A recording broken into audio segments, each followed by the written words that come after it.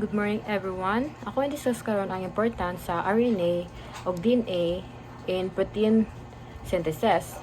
So, ang protein synthesis kay ang biological process nga which ang cells kay mohuon nimo protein. So, naay two ka cells nga central ani nga in making or the process which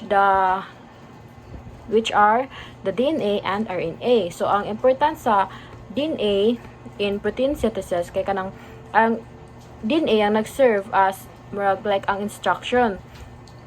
Kay ang DNA manggot kay kanang mag-store siya genetic information o kanang mag-act sa siya as a template and i-determine sad niya ang amino acid sequence o kanang mag-control siya cells activities.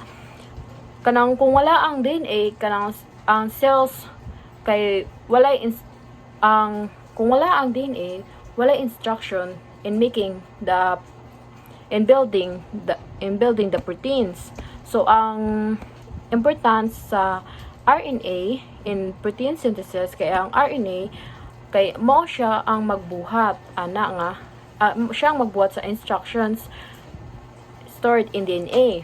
So naay three main types sa RNA. Mao ang messenger RNA or the mRNA, the transfer RNA or the tRNA, and the ribosomal RNA or the rRNA. So ang messenger RNA kay mao siya mag-carry sa genetic information from DNA in the nucleus to the ribosome. And the transfer RNA kay mao mag-bring sa specific nga amino acid padung sa ribosome. And na siya kanang anticodon nga magmatches sa codon sa mRNA. Then the ribosomal RNA kay mao siya mag-form sa part of the ribosome. Kanang mo help sa catalyze the information peptide bonds between amino acids. So ang RNA ang mag-act as a working copy or the machinery that translate genetic information into proteins. So ang process of protein synthesis kay kanang mo-occur siya two main stages which is the transcription and the translation. So ang transcription kay mao ang process which ang gene in DNA kay makapid siya sa mRNA. So ang steps niya kay kanang ang DNA kay double helix unwinds unya ang enzyme called RNA polymerase binds the gene. And the RNA polymerase kay kanang mag-build siya complementary sa mRNA strand using one DNA strand as a template. Kanya ang the mRNA mag-detach siya and exits the nucleus through nuclear pores. Base pair and the stage 2 is the mRNA kay mag-carry siya o kanang coded messages para mag-make og protein. Na ang stage 2 kay ang translation. Transcription kay mag-occur siya in the nucleus while the translation kay mag-occur siya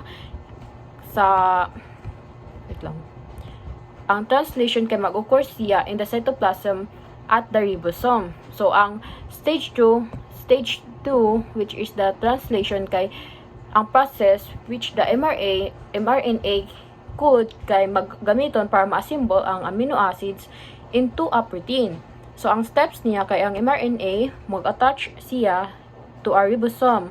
Then the ribosome needs the mRNA codons 3 bases at a time. Then ang tRNA molecules kay i-bring niya ang correct amino acids.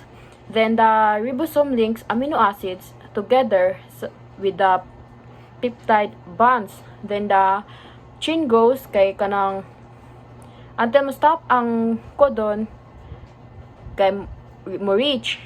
The chain goes until stop codon is reached. Until nga mabot ang kanang codon. Then the completed polypeptide chain folds into a functional protein. So mao to siya.